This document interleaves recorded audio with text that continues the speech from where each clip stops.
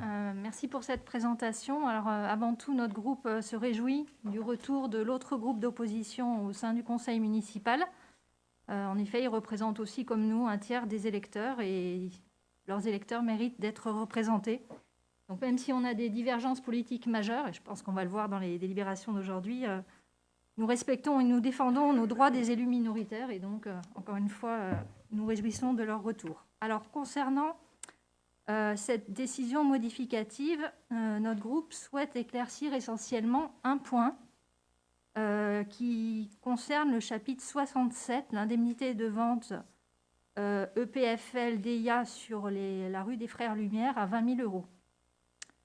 Alors, pour que ce soit clair, pour tous ceux qui nous écoutent, on a posé des questions en commission et on nous a informé en fait que cette somme correspondait au portage par l'EPFL d'une vente d'un bâtiment à 900 000 € à la rue des Frères Lumière.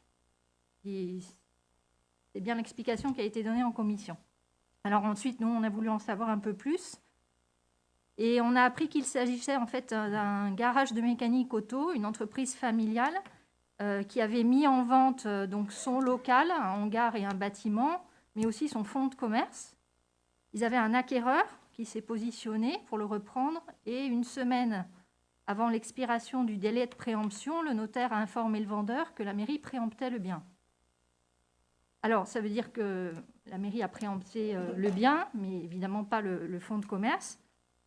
Et donc, finalement, ce n'est pas la mairie, d'après ce qu'on a compris, mais c'est l'EPFL du Grand Toulouse qui achète le bien en septembre dernier avec ses frais de portage.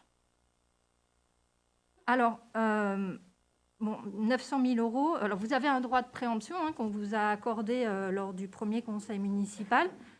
Par contre, au vu de la somme, on pense que les Ramonvillois peuvent avoir un peu des précisions sur cette préemption. En particulier, est-ce que vous pouvez nous préciser la destination finale de ce bien? Parce que pour l'instant, ça apparaît comme une activité économique qui cesse avec de la perte d'emploi.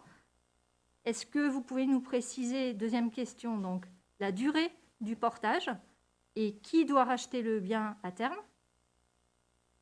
Troisième question, est-ce que cette acquisition est en lien avec l'arrivée du collectif Mixart Miris à Ramonville, qu'on a apprise par voie de presse? Et donc, je précise, puisque dans la presse, vous dites que cette décision a été présentée en commission, ça ne l'a pas été, c'est même tout l'inverse, puisque mon collègue Jürgen Kneutzeder a posé la question sur l'arrivée du collectif et qu'on lui a répondu que personne ne savait. Et donc la dernière question, si cette préemption n'est pas en lien avec l'arrivée du collectif d'artistes, à ce moment-là, quel lieu projetez-vous et avec quel financement? Merci pour les réponses à ces questions.